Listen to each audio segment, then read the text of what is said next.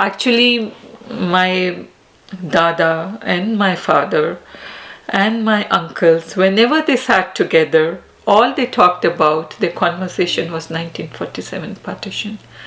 They could never forget it. But my father and his family was timber merchants. And before that, they had moved from Kashmir. Kashmir was taken over by Gulab Singh or something, they would tell us. And they had migrated to Amritsar, because Amritsar was the market. There they just built their lives from nothing to, substantially middle class family. And my father, being the eldest, had to leave college and take up the family business. And then the business, in 3 years, he made it so successful that he had to tell his brother to join him because he couldn't handle it himself.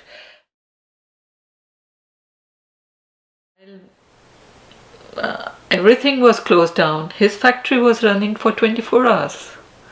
My father was also working there, and my grandfather said that these riots will calm down after a while, I know, and then we are going to stay here. We are not moving out.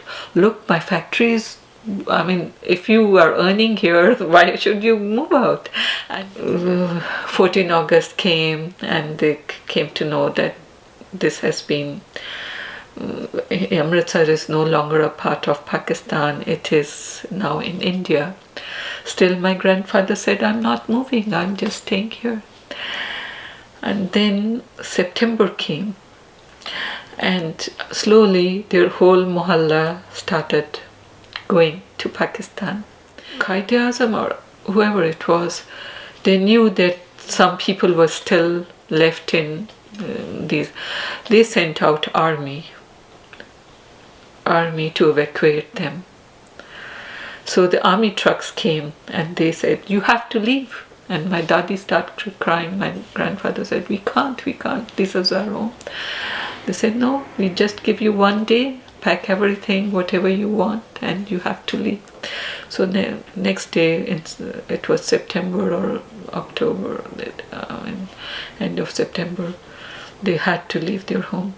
And the train, they thought it was only 30-mile journey from Amritsar to Lahore, was only 30-mile journey. They said they'll reach there in 1 hour or 2 hours. But it took them 10 hours. And then my father went to Lahore, to every magistrate's place, and they said, oh, you've come too late. All the properties have been taken and they've been allotted.